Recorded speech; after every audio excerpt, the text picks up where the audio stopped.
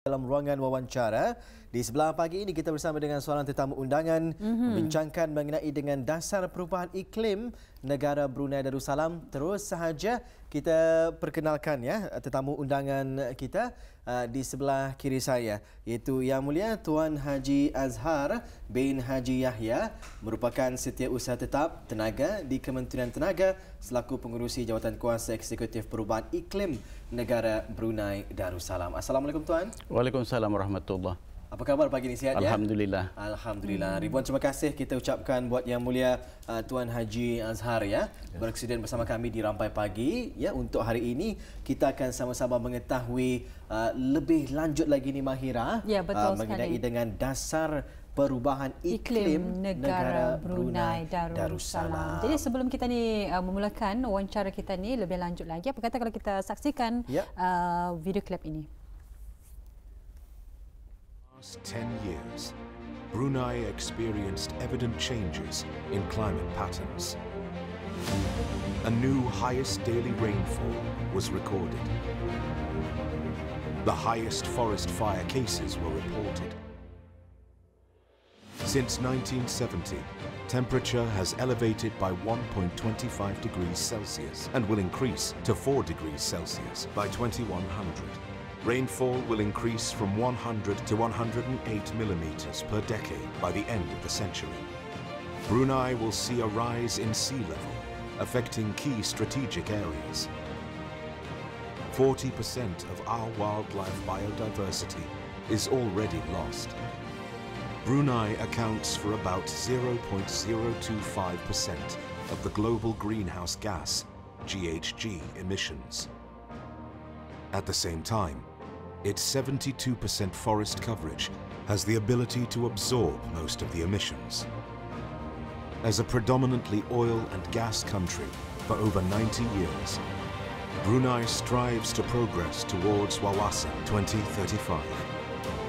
The rapid socio-economic development, emerging heavy industries, and increase in energy demand will push the country's GHG emissions to double by 2035. As Brunei advances into this direction, a transition into a low-carbon economy will stimulate economic security and sustainability for more decades to come. The introduction of the Brunei Darussalam National Climate Change Policy, BNCCP, will be the first crucial step of this transition. The BNCCP shall adopt 10 key strategies: reduce overall emissions and achieve zero flaring. Plant new 500,000 trees. Increase electric vehicle sales to 60%. Increase renewable energy share to at least 30%. Increase efficiency for electricity in both supply and demand side. Impose price on carbon emissions. Reduce municipal waste to landfills. These mitigation strategies could cut Brunei's overall GHG emissions by more than half. Enhancing climate resilience and adaptation is as equally important. In keeping the country's GHG emissions in check, reporting of inventories will be made mandatory. Finally, participation by all levels of the society through awareness and education as the most important tool. The BNCCP strategies are driven by the 5 objectives, Maqasid, of the Sharia. The BNCCP was prepared through a whole-of-nation approach by the 39 members of the Climate Policy Drafting Committee from different sectors and reviewed by the youth. The Brunei Darussalam National Climate Change Policy has been established to pave for Brunei Darussalam's low-carbon and climate-resilient pathways for a sustainable nation. It's climate action now.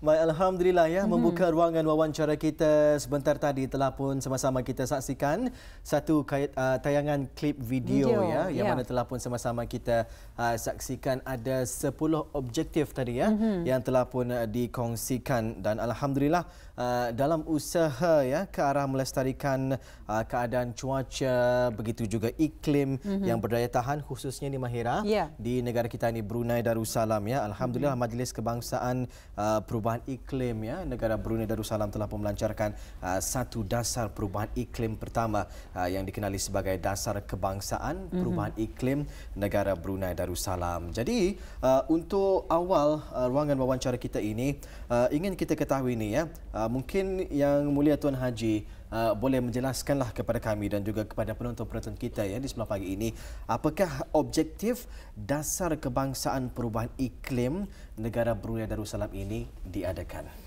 Terima kasih. Alhamdulillah seperti dinyatakan tadi, Majlis Kebangsaan Perubahan Iklim telah melancarkan buku dasar Kebangsaan Perubahan Iklim pada hari Sabtu 25 Julai 2020 bersama dengan 3 Zulhijjah 1441. Majlis pelancaran diresmikan oleh Yang Berhormat Datuk Seri Setia Insinyur Wang Haji Suhaimi bin Haji Ghaffar, Menteri Pembangunan sebagai pengurusi bersama Majlis Kebangsaan Perubahan Iklim.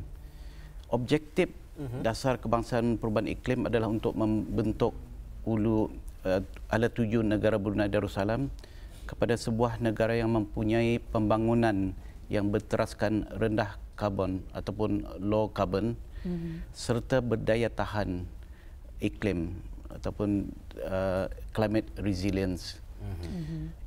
Ini adalah bertujuan bagi mengurangkan pelepasan gas rumah hijau, greenhouse gas, dalam menangani kenaikan suhu global sejajar dengan perjanjian Paris ataupun Paris Agreement, di mana semua negara termasuk negara Brunei Darussalam perlu membuat langkah dan komitmen sendiri. Perlu dinyatakan Paris Agreement ada mempunyai ala tuju target untuk pengurangan maksima suhu global kurang daripada 2 darjah Celsius.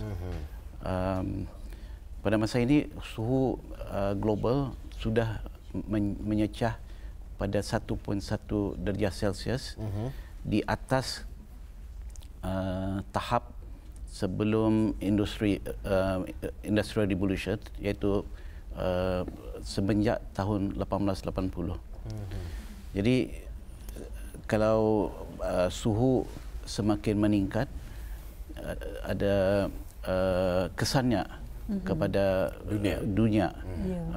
Kalau dilihat, kita ni sudah melihat kesan-kesan yang ada seperti hujan yang lebih frequent, kerap turun, typhoon yang lebih kuat dan kerap, suhu panas yang terjadi di merata dunia, pencairan ais, dan ini akan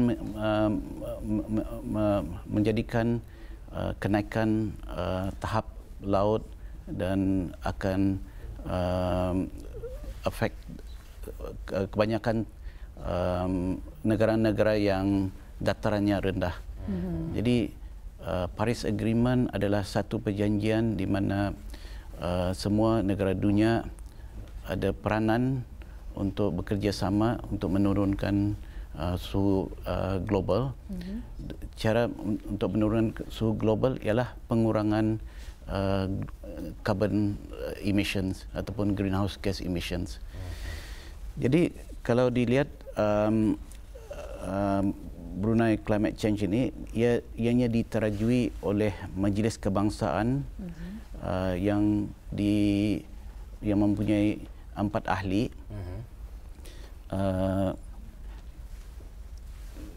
Ianya dipengurusikan oleh Yang Berhormat Menteri Pembangunan dan Yang Berhormat Menteri Tenaga sebagai pengurusi bersama.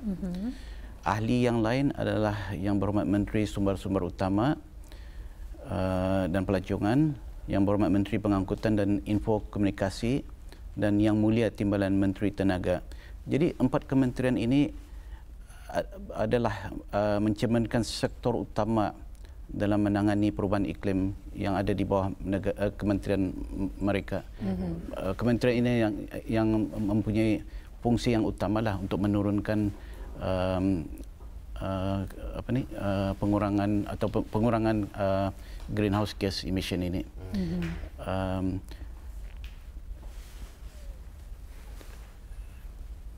Manakala pelaksanaan dasar perubahan iklim adalah dijalankan oleh Jawatan Kuasa Eksekutif Perubahan Iklim ataupun EXCOM yang dipengerusikan oleh saya sendiri, ahli-ahlinya terdiri dari ahli Majlis Mesyuarat Negara, Setiausaha Usaha Tetap, Timbalan Setiausaha Tetap, Ketua Pegawai Eksekutif, Pengarah Urusan Syarikat-syarikat dan Presiden dari berbagai agensi kerajaan dan bukan kerajaan, termasuklah NGO.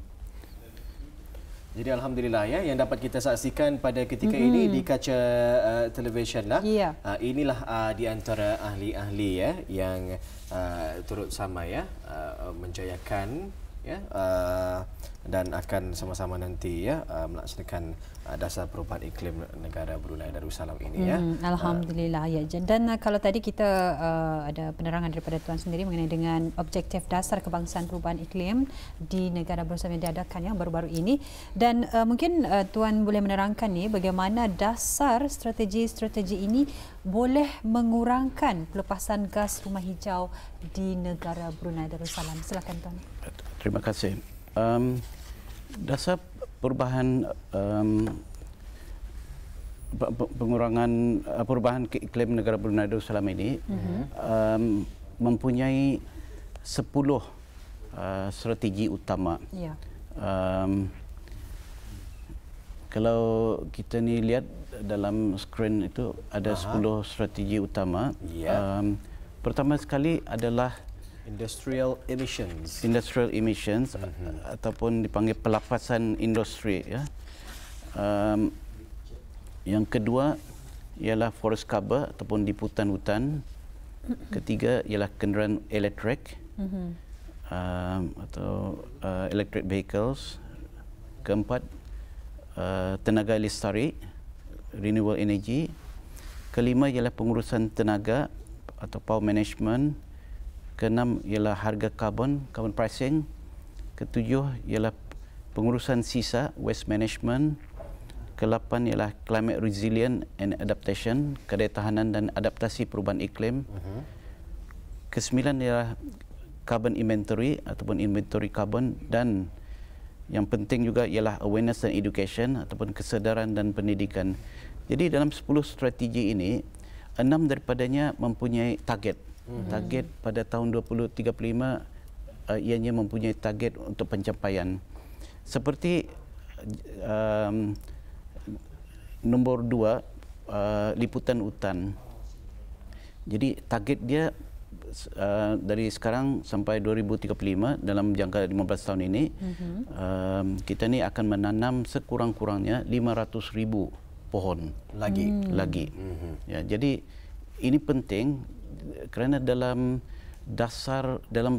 pembinaan dasar perubahan iklim ini ada 3 kriteria atau prinsipal yang kita ni terpaksa ambil into account. Satu ialah pengurangan karbon. Jadi kita ni ada mengeluarkan karbon dari power, dari kereta dan sebagainya. Yang nombor 2 ialah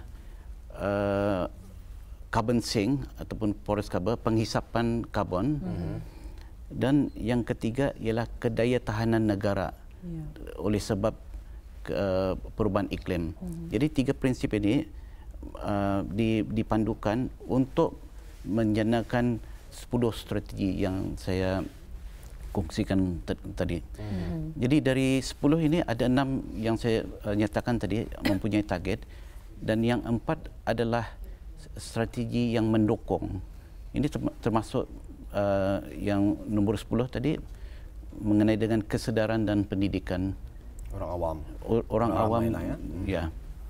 Baik, alhamdulillah ya. Itulah antara 10 strategi ya. yang dapat kita saksikan tadi, Mahirah, menerusi tayangan klip video pendek yang telah pun sama-sama kita saksikan di awal wawancara kita, dan tadi ada sedikit paparannya gambar yang boleh sama-sama kita saksikan antara strategi 6 daripadanya insya-Allah akan cuba dicapai menjelang tahun 2035 ini nanti, dan 4 antaranya tadi adalah yang mendukung antara 6 ini tadi ya. Kalau waktu sekolah dahulu kan memang kita ni ada pernah belajar ya, apa tumbuh-tumbuhan pokok hijau ini akan menghisap ya ataupun menyedut karbon monoksida ini tadi ya, dan tumbuhan akan mengeluarkan kembali oksigen. Jadi dapat kita lihat sebenarnya ianya adalah memainkan satu peranan yang sangat penting ya di dalam ekosistem kita ni. Jadi 500 lebih ribu pohon ya akan bakal ditanam lagi di negara kita Brunei Darussalam. Pasti ini adalah usaha yang jitu ya, perlu kita ni lakukan, yang penting bermula dari sekarang ya. Jadi untuk berikutnya ni kita ada satu lagi paparan gambar ini mengenai dengan green gas emission scenario mungkin dapat diterangkan 2035. Mungkin Yang Mulia Tuan Haji boleh menerangkan kepada kita. Gambar ini menunjukkan pelepasan gas dari aktiviti-aktiviti industri dan perumahan di negara kita. Jadi kalau kita lihat gambar itu, ada pelepasan yang ada pada masa ini adalah pada tahap 10.1 juta tan. 10.1 juta tan greenhouse gas. Dan kebanyakan greenhouse gas ini adalah karbon dioksida. Karbon dioksida ya. Lebih dari 92%, dan yang lain adalah methane CH4, dan yang lain adalah N2O. Jadi tahap pengeluaran ini adalah disebabkan oleh aktiviti industri dan sebagainya. Seperti maklum, negara kita ni adalah pengeluar minyak dan gas. Jadi dalam proses pengeluaran itu adalah keluar karbon dioksida dan sebagainya. Termasuk juga dalam penjanaan tenaga untuk rumah-rumah, untuk industri. Kita ni memakai gas ataupun dan juga diesel untuk menjana. Jadi pembakarannya ini mengeluarkan karbon dioksida. Jadi penggunaan elektrik dan penggunaan termasuk juga penggunaan mobil, kereta sebagainya, itu juga mengeluarkan karbon dioksida.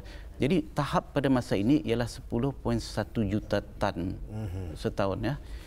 Jadi dengan pembangunan negara, kita ni akan membuat penerokaan lagi, pembangunan padang minyak, pembangunan downstream, hiliran, sektor hiliran. Ini akan meningkatkan lagi pengeluaran karbon dioksida. Jadi kalau dilihat dari sekarang hingga 2035, peningkatannya adalah 3 kali ganda daripada ada yang pada masa ini. Jadi ini mestilah ditangani macam mana kita ni akan mengurangkan jumlah karbon dioksida itu. Jadi yang kalau boleh karbon dioksida itu dikurangkan seboleh-bolehnya pada tahap yang ada pada masa ini. Yang ini penting disebabkan penghisapan karbon dari hutan rimba yang ada di negara Brunei masa ini adalah lebih daripada pengeluaran. Jadi kita ni adalah carbon negatif. Jadi penghisapan yang ada pada masa ini adalah 11.5 juta tan. Ia dapat menarik atau absorb karbon 11.5 juta tan. Jadi saya nyatakan tadi pengeluaran 10.1. Ya, maksudnya tadi masih ada 1 point. Ada kredit. Ada 1.1 lagi lah. Ada 1.1. Tapi itu pun belum lagi habis dalam pengiraan oleh Sekretariat Perubahan Iklim ini. 11.5 itu adalah dari pengiraan forest cover yang ada di Brunei. Jadi primary forest cover adalah 70% dari jumlah tanah di Brunei.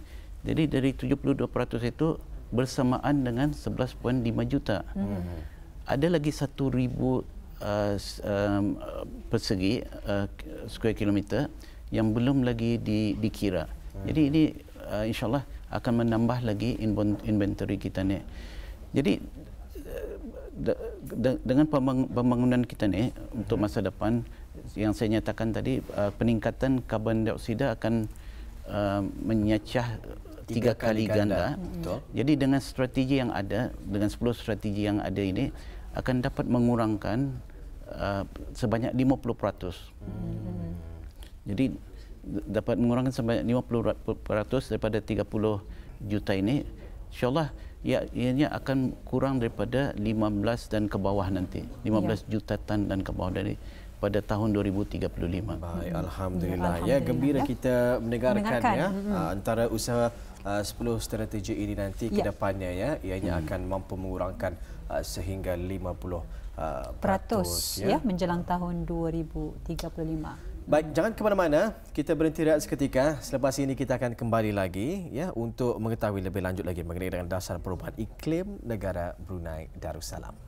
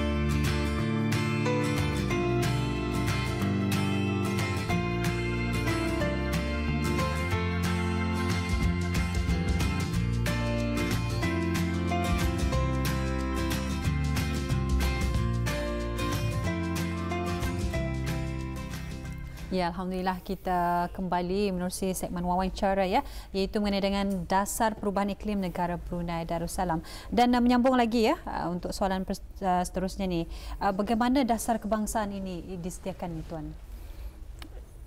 Isu perubahan iklim ini adalah isu cross cutting ya. Jadi ianya memerlukan whole of nation approach lah, iaitu pendekatan semua pihak.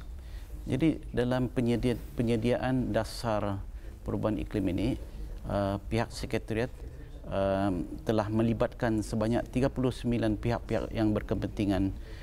Ini termasuk semua kementerian, pihak-pihak awam dan juga NGO, dan termasuk juga penglibatan belia.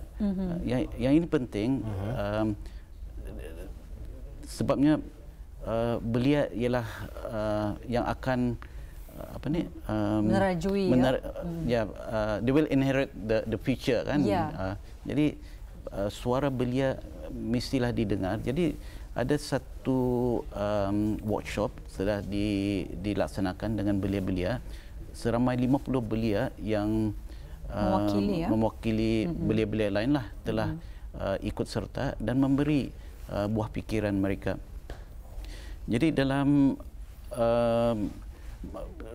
sambil itu dalam mengeluarkan dasar ini juga beberapa konsultasi telah dibuat, sebanyak 7 sesi konsultasi telah dilaksanakan dengan semua pihak-pihak yang terlibat. Dan sesudah draft itu dibuat, sebanyak 9 kali iteration telah dibuat untuk memastikan bahawa ianya adalah inklusif dan tulus dalam penyediaannya. Jadi langkah selepas ini ialah penyediaan dokumen operasi. Jadi dasar ini adalah dasar saja kan. Betul. Polisi on saya paper. Kan on paper saja. Jadi untuk menggerakkan mesti dibuat apa dia punya activity plan, tindakan, dia punya ala tujuan dan siapa yang akan terlibat dan sebagainya. Jadi ini akan disediakan bulan Ogos ini dan akan melibatkan semua pihak-pihak yang berkenaan dan akan siap insya-Allah pada hujung bulan 9. Jadi semua 10 strategi ini akan mempunyai operational document sendiri dan ini akan menjadi reference point lah untuk semua pihak untuk melaksanakan tindakan-tindakan yang diperlukan. Baik, alhamdulillah ya. Kita percaya ianya pun baru saja dilancarkan ya pada 25 Julai lepas ya. Jadi mudah-mudahan ya perancangan yang akan dibuat ya ini nanti akan berjalan dengan lancar juga hendaknya ya. Sesuai dengan apa yang telah pun dirancangkan tadi. Pastinya perlibatan semua pihak ya memainkan peranan yang penting bagi sama-sama kita ni menangani ya dasar perubahan iklim di negara kita Brunei Darussalam ya. Baik, untuk akhirnya ni masa sangat menyemburu kita ni apakah sasaran yang ingin disampaikan oleh Yang Mulia Tuan Haji sendiri ya kepada para penonton Rampai Pagi kita untuk hari ini? Terima kasih. Jadi masalah perubahan iklim ini adalah masalah global. Betul. Dan semua masyarakat terpaksalah ikut serta. Jadi ini bukan saja dari pihak kerajaan, dari pihak swasta, tapi juga semua orang ramai ya. Jadi untuk mengetahui lebih lanjut lagi mengenai dengan dasar kebangsaan perubahan iklim ini, disarankan untuk mengakseslah melalui laman sesawang www.climatechange, satu word saya itu climatechange.gov.bn. Jadi di sana dapat dilihat apa 10 strategi utama yang disediakan.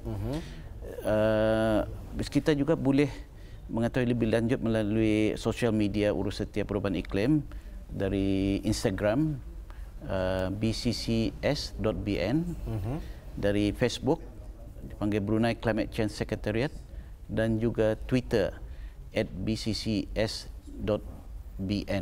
Baik, alhamdulillah, ya. Itulah tadi Auda yang ingin mengetahui lebih lanjut, terus pergi ya ke laman sesawang www.climatechange.gov.bn. Baik, ribuan terima kasih kita ucapkan buat Yang Mulia Tuan Haji Azhar bin Haji Yahya ya, merupakan Setiausaha Tetap ya Kementerian Tenaga yang telah pun bersedia bersama kita pada pagi ini membincangkan mengenai dengan dasar perubahan iklim negara Brunei Darussalam. InsyaAllah ada kesempatan lagi nanti kita akan bersama tuan ya. Assalamualaikum. Waalaikumsalam warahmatullahi wabarakatuh. Alhamdulillah.